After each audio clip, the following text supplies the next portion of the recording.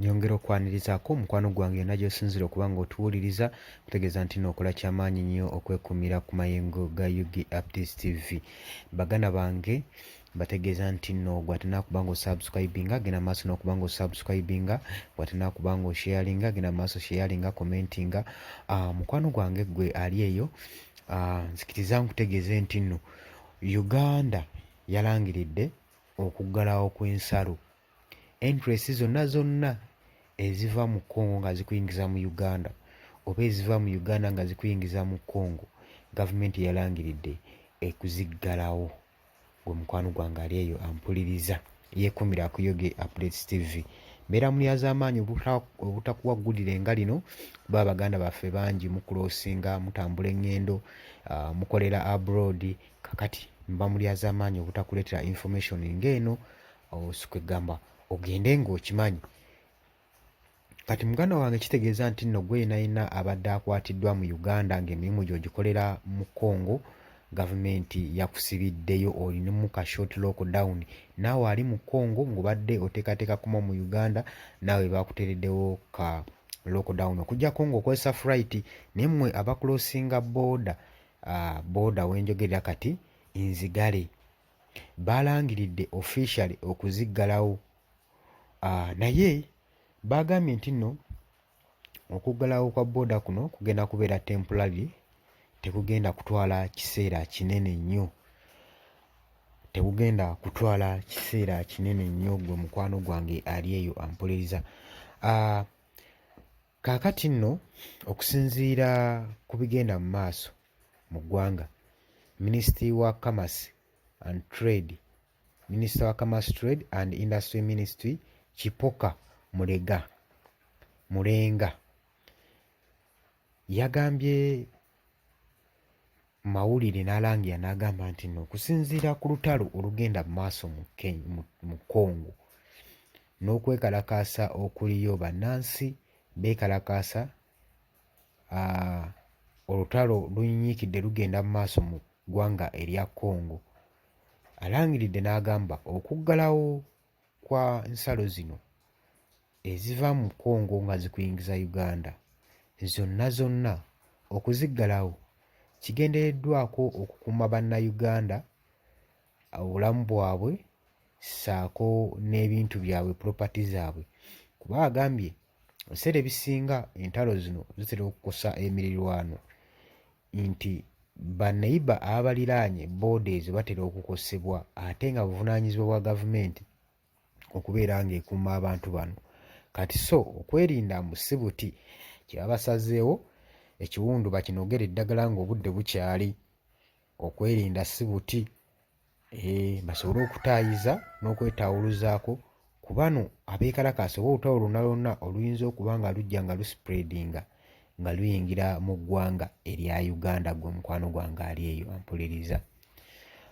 Minisita wa Commerce, Trade and Industry agambye nti nno olw'okuba nti Congo abakongoliizi baalangiridde ne bagamba nti nno tebakyakkiriza products zonna ziva mu ggwanga lya Zambia, mu nsi eya Zambia. N'agamba nti tebakyakkiriza wadde n'emu. Kati baba nga tebakyakkiriza product n'emu kuva mu ggwanga lya Zanzibar, kiba kitegeeza nti nabo nga Uganda tibajja kweteekera. Kitegeeza nabo baggadde booda ezo olw'akaseera olw'oluvannyuma lwa Congo okulangirira ekirango w'ekityo. Gwe mukwano gwange ali eyo ampuliriza. Njagala okutegeeza gwenna yeekumira ku UG Updates TV, tegeeza mukwano gwange teweerabira ku subscribinga, okwona n'ekkade okajja kuyambako okuba nga otufollowinga buli kye tuteekako kuno. Gwe mukwano gwange yeekumira ku UG Updates TV. Kaakati oluvannyuma lw'okuggalawo kitegeeza emirimu gy'Abannayuganda mingi egenda kuba nga gisannyalazibwa. Abadde ba tradinga nga bava mu Uganda batwala mu Congo, embeera kitegeeza ekyuse. Abadde ba tradinga nga bava mu Congo bayingiza mu Uganda, embeera kati yakazigizigi. Gavumenti simanyi kyegendereddwamu kubanga nga bulijjo entalo zibadde zijja zibalukawo mu ggwanga eryo erya DRC nga zibeera eyo naye nga tezigezaako kusala kujja mu Uganda. Kati simanyi lutalo luyinza kusala kuva eri kujja mu Uganda okusinza ku security eriwo.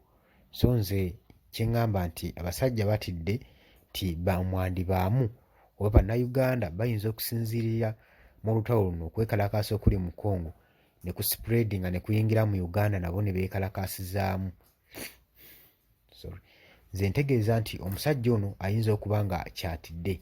Mujja tusonyiwasonyiwamu, tulinamu kasenyiga katono tujja baweerezaawo, tulinamu obuvunevune.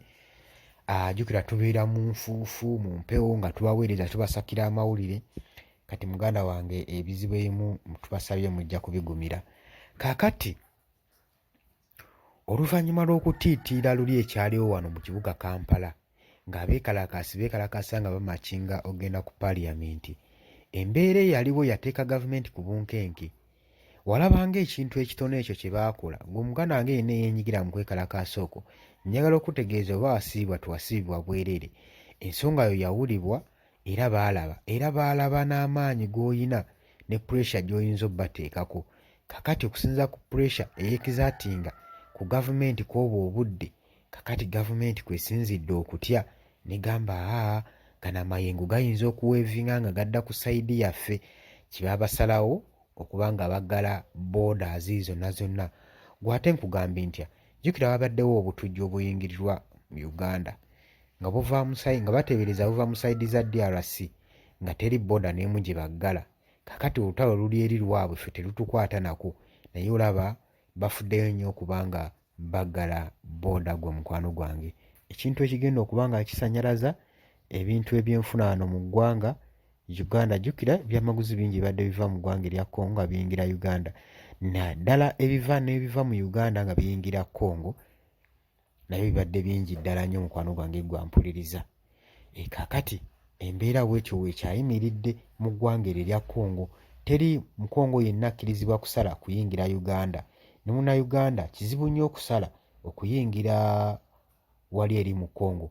Twali tumanyi nti no national ID ziri expert bagala kubanga batuganya kuyingira kusala border zino, ne national ID zaggwako ne balangirira nti muli badde mu crossinga ensalo East African boundaries zonna nga mukozesa invalid national ID ezo, ekintu ekitatukosaamu yadde n'akamu.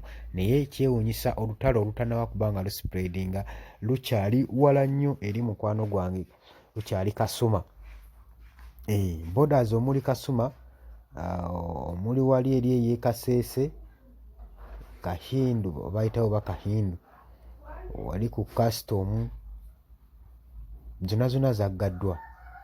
Eri sayidi z'Embalala, sayidi z'Embalala naye waggwaddwa, teri akkirizibwa kuyingira na kusala oluvannyuma lwa gavumenti okulangirira nti ezigaddewo for temporarily, ezigaddewo kaseera si kyalubeerera. Tegeeza waliwo omuyaga gubalinda guyite. Ebiseera ebisinga gavumenti etera n'okugala boda webanga erina byeyisaawo, nga erina kyeyisaawo. Kati ku mundi guno titumanyi oba ki kibayisaawo. Oba ekigendera ddala kya kuprotectinga bannayuganda okuva mu lutalo olunyiinyiikidde olugenda mu maaso eri mu ggwanga erya Congo tetumanyi. Naye kyonna kyonna ekinaaba kivuddeyo tujja kuba nga tugakuwa gwe. Ky'oba okola subscribing otewerabira koona mukade, ojja kuba nga otufollowinga buli information kunaatutaddeko wano. Kutegeeza nti nno kwagala nnyo, tova ku Yugi Updates TV, tukumawo ne information omulala mungi nnyo gwe mukwano gwange yenna ali eyampuliriza. Weebale nnyo.